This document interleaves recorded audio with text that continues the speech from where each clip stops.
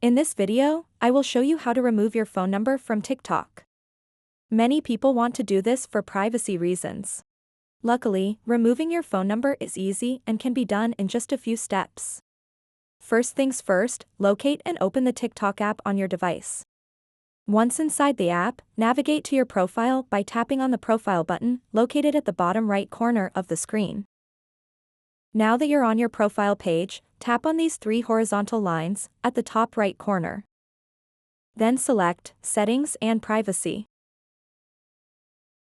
Next, tap on Account. Within this section, select Account Information.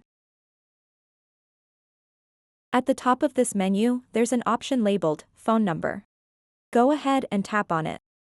To remove your phone number from TikTok, simply tap on Unlink Phone.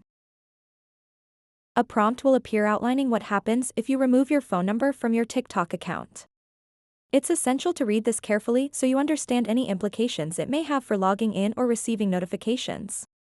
If you're ready to proceed after reading through those details, tap Remove. So that wraps up this tutorial.